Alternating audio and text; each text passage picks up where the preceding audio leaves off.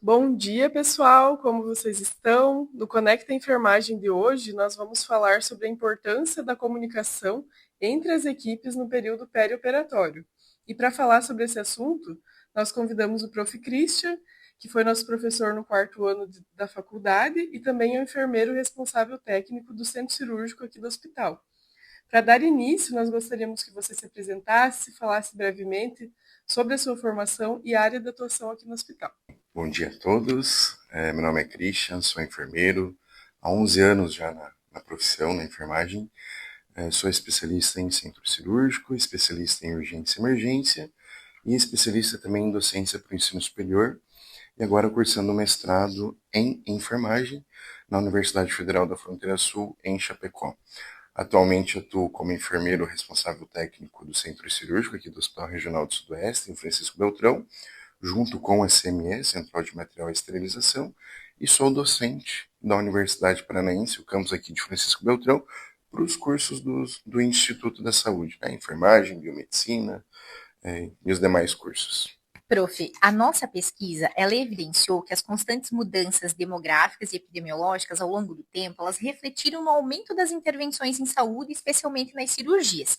Então, muitos procedimentos cirúrgicos ainda são realizados de uma maneira inadequada, interferindo na segurança do paciente e também no tempo de recuperação.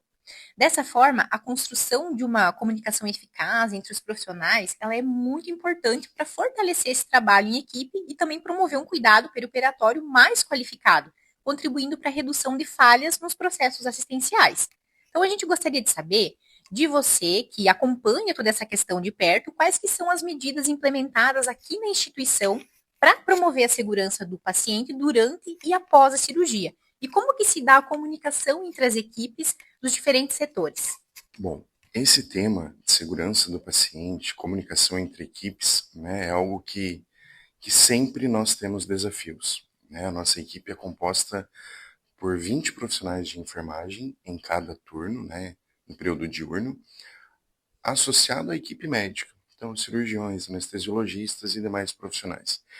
Então a comunicação ela precisa ser muito clara, muito eficaz, sem ter ruídos nesta comunicação, porque a segurança do paciente é o objetivo principal. E se eu não tenho essas informações claras, essa comunicação multiprofissional, enfermagem, médicos, fisioterapeutas, técnicos em radiologia, que também atuam diretamente dentro do centro cirúrgico, acaba se tornando um limbo assim que nós não conseguimos controlar. E o paciente é o mais prejudicado. Então, quando a gente fala em segurança do paciente, principalmente no período perioperatório, a gente resgata um pouquinho que a OMS, a Organização Mundial da Saúde, em 2004, ela atuou, né, com uma discussão formal sobre a segurança do paciente, onde ela trouxe alguns pontos, né, para que fossem discutidos, criando então a Aliança Mundial para a Segurança do Paciente. Isso lá em 2004, há mais de 20 anos. Né? Em 2008, 4 anos após essa Aliança Mundial, ela observou que era necessário ter alguns desdobramentos. E nisso entrou o tópico cirurgias seguras salvam vidas. Ou seja, um protocolo internacional que vem com o intuito de ser um checklist, assim como nós temos na aviação civil, o piloto de avião, na hora que vai decolar, vai pousar, ele tem um checklist, para que ele não esqueça de nada. Esse checklist não quer dizer que o profissional não saiba o que ele está fazendo. Ele sabe muito bem o que ele está fazendo. Só que pelo momento ser tão estressante, estressante não de comunicação, de trabalho em equipe, mas estressante porque é uma vida que está na mão de um cirurgião, de um enfermeiro, de um técnico. Então ele precisa ter alguns passos que ele olha e fala assim, eu não fiz isso aqui, eu preciso fazer isso. Ele sabe que ele tem que fazer, mas pela rotina ser tão difícil, ele acaba se esquecendo. Então, esse protocolo de cirurgias seguras salvam vidas tem como objetivo principal reduzir mortes e complicações evitáveis relacionadas ao procedimento cirúrgico. Quando a gente fala em procedimento cirúrgico, é algo que vem para poder resolver o problema do paciente. Nós não queremos trazer mais um dano a ele, seja na cirurgia de urgência e emergência, ou seja na cirurgia eletiva.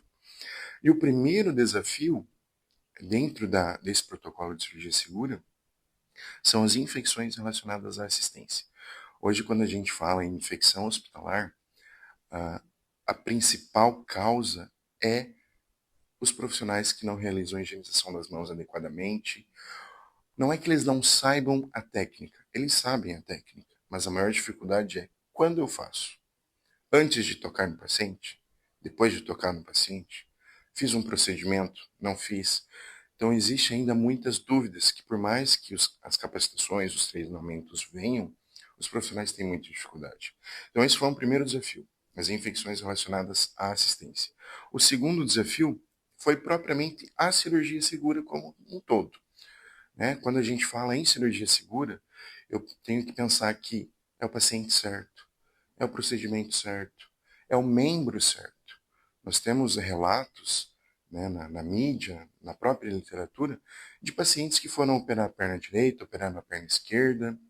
Aqui no nosso hospital nós já tivemos casos, alguns anos atrás, cerca de 5 anos atrás, casos relacionados a isso também. Então, erros que levam que a instituição publique, provoque protocolos institucionais, para que isso não venha mais a acontecer, em que a segurança do paciente ela seja de fato implementada e executada. Em 2013, né, o Brasil, estão falando agora, antes a gente está falando de OMS, o Brasil traz então em 2013 a Política Nacional de Segurança do Paciente. Nessa Política Nacional de Segurança do Paciente, nós temos alguns pontos chaves.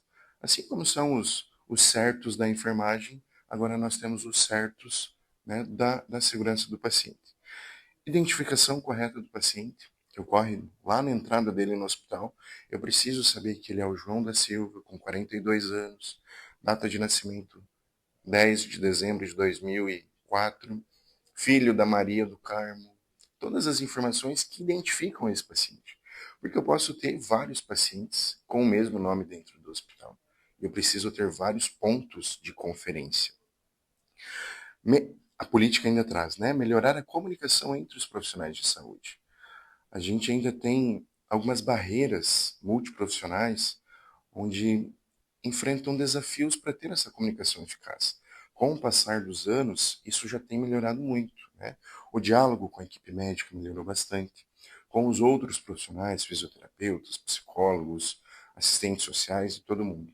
Então essa equipe multi, ela precisa estar bem alinhada, bem amparada institucionalmente falando também, a gestão também entra nesse ponto, para poder dar garantias com que essa equipe possa implementar as suas ações. Ainda nós temos na política, né, a melhoria na prescrição de medicamentos e no uso desses medicamentos. Ou seja, a administração ainda é um grande problema de medicamentos. Né?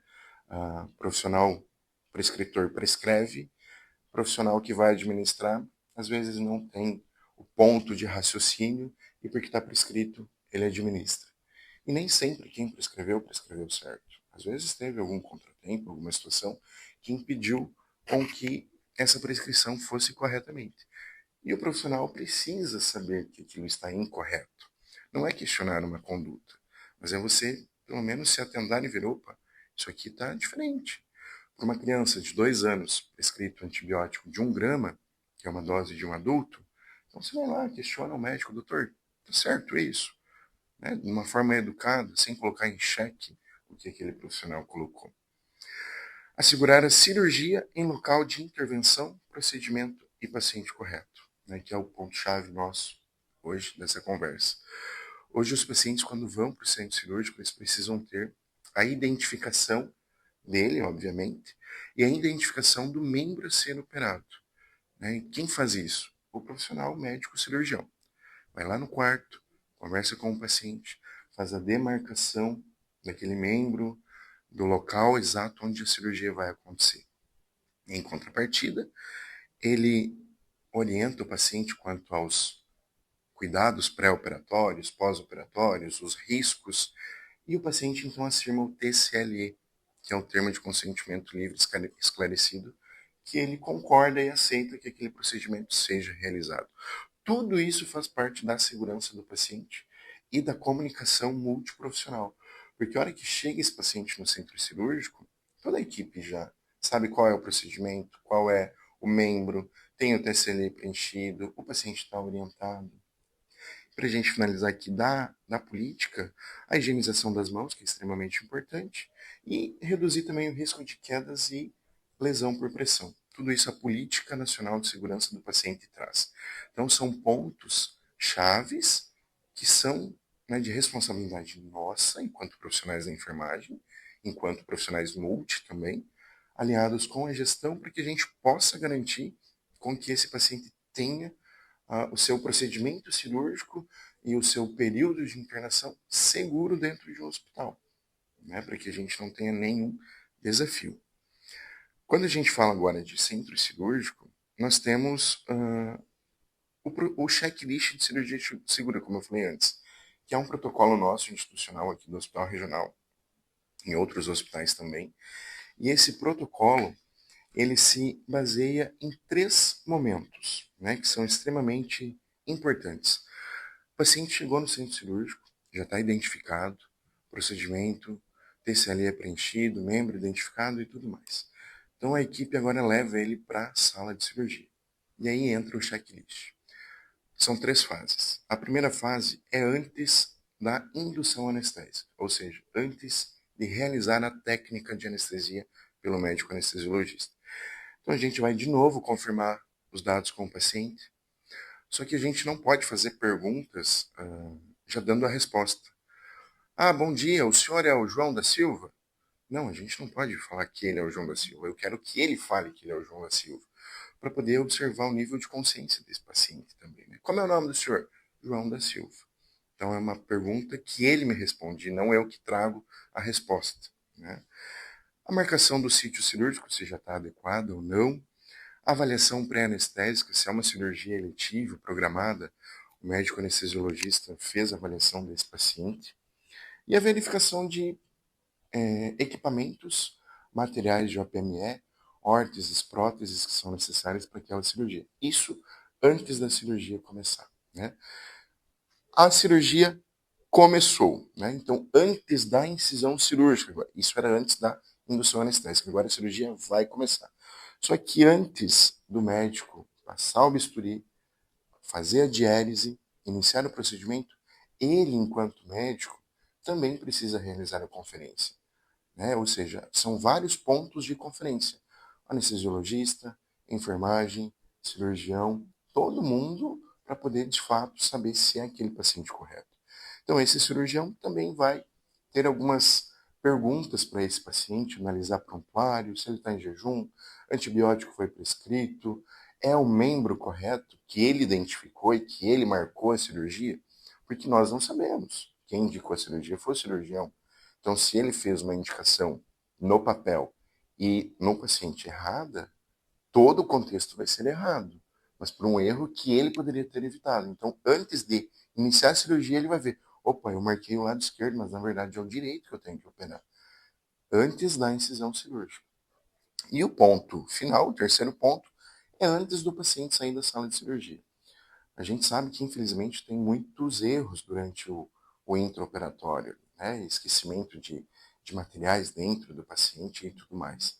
Então, essa última fase do checklist de cirurgia de segura vem exatamente para a gente poder conferir os materiais. Foram abertas 30 compressas. Então, eu tenho que ter 30 compressas fora do paciente antes da cirurgia terminar. A não ser que sejam em cirurgias de urgência e emergência, para fazer uma hemostasia, os médicos acabam deixando algumas compressas dentro do paciente. Mas isso é uma exceção, é um damage control, uma técnica americana, que a compressa vai fazer essa hemostasia. Isso aqui é algo controlado, programado. Né? Foge da regra que é retirar todas as compressas. A gente confere se as agulhas dos fios, né, às vezes cortou o fio, a agulha ficou dentro do paciente. Você confere também se a amostra que foi retirada um pedaço de um órgão para anátomo patológico está correto, está identificado, foi retirado, não foi. Tudo isso antes de fechar o paciente. Então são pontos que precisam ser alinhados e conversados entre a equipe. Agora, se eu, enquanto enfermagem, que estou com esse checklist, questiono o profissional cirurgião e ele não me dá uma resposta correta, essa comunicação teve falhas. Essa comunicação teve ruídos, o paciente está em risco e pode ser prejudicado. E é o que nós não queremos, né? Nós queremos que esse paciente venha, vá para o centro cirúrgico, toda a estrutura está ali à disposição.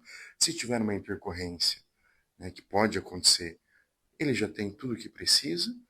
Finalizado, ele volta para o quarto, depois ele volta para sua casa, porque com certeza tem alguém que está esperando ele lá, assim como nós também temos, né? Então essa segurança do profissional do paciente dentro do centro cirúrgico é responsabilidade da equipe multi, né? E essa equipe multi precisa estar muito alinhada, muito próxima. Não é uma questão de amizade, né? Eu posso não gostar do cirurgião, mas ali eu sou um profissional, eu preciso conversar, eu preciso implementar a minha assistência de enfermagem, o meu processo de enfermagem. Isso enquanto enfermeiro, enquanto técnico, todos os níveis de categoria, né? É uma ferramenta simples o checklist, né? São perguntas, mas que evitam uma série de problemas. Hoje, aqui no nosso hospital, a gente não tem dificuldades no preenchimento desse checklist.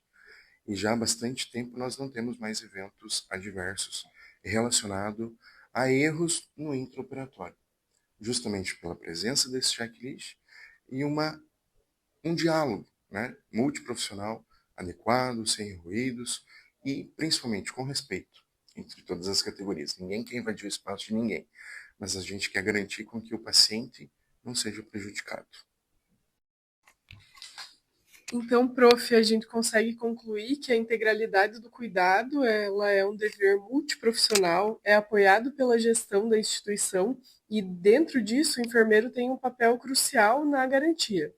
Para que essas ações elas sejam efetivas no centro cirúrgico, nós percebemos a importância da criação de protocolos para padronizar e sistematizar a rotina do setor.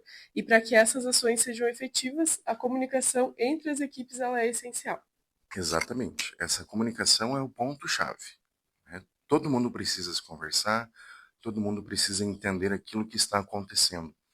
E aceitar que profissionais de fora, então, ou seja, vamos puxar para a nossa área. Estou fazendo um procedimento de cateterismo vesical de demora, né? Preciso ter uma técnica séptica. Eu tenho um profissional que está me auxiliando. E esse profissional vai falar, olha, você contaminou a luva. Esse profissional que contaminou, ele precisa aceitar que uma pessoa de fora está avisando ele, está comunicando, olha, você contaminou a luva. Beleza, contaminei, então vamos trocar a luva. Então isso também é importante na comunicação. Quando a pessoa aceita, não é uma crítica, mas é um aviso. Olha, doutor, o senhor deixou uma compressa dentro do paciente. Não, eu não deixei. Você que não contou certo. Não, doutor, eu contei certo. O senhor deixou uma compressa dentro do paciente. Vamos conferir? Sem criticar, sem perder o respeito, vai lá, verifica. De fato, tinha uma compressa. Então, essa comunicação precisa existir o tempo todo, desde do centro cirúrgico falando, desde a chegada do paciente até a saída dele do centro cirúrgico, para que ele possa ter um benefício com aquele procedimento cirúrgico e não um evento adverso, um dano evitável. Perfeito, prof. Então a gente gostaria de agradecer a tua presença, a tua participação, a tua disponibilidade pelo compartilhamento dessas informações, compartilhamento do teu conhecimento, tá? Com a gente, com os profissionais da saúde que irão acompanhar esse podcast, com a população geral também que vai acompanhar, escutar, saber um pouquinho como que funciona, né, algumas atribuições aqui dentro do hospital também, tá? A gente agradece imensamente por você ter participado, aceitado participar. Eu que agradeço o convite, né, me coloco à disposição de vocês. Espero que tenha uma carreira brilhante na enfermagem. A enfermagem é uma profissão que nunca vai deixar de existir. A IA não vai conseguir nos substituir e a gente precisa ir renovando essa enfermagem. E é muito bom quando a gente observa profissionais que estão se capacitando, buscando conhecimento para fazer a diferença, não para si mesmo, mas para o paciente. Nós somos extremamente altruístas. Nós nos doamos por quem nós não conhecemos. Mas essa doação, ela precisa ser por completo. Eu preciso de fato fazer a diferença. Então, parabéns para vocês, meninas. Desejo muita sorte, muito sucesso na carreira profissional. Aos demais profissionais, pessoas que estão nos ouvindo nesse podcast também, né, que busquem cada vez mais o conhecimento. Não fiquem apenas com a graduação. A graduação é um ponto extremamente importante. Mas na vida profissional a gente precisa ir se atualizando e percebendo que as atualizações elas ocorrem muito rápido. Então algo hoje existe, amanhã já não existe mais, depois de amanhã é de outro jeito. Então é isso aí. Muito obrigado, tudo de bom para vocês. E esse foi o Conecta Enfermagem. Quem cuida se conecta. Até a próxima!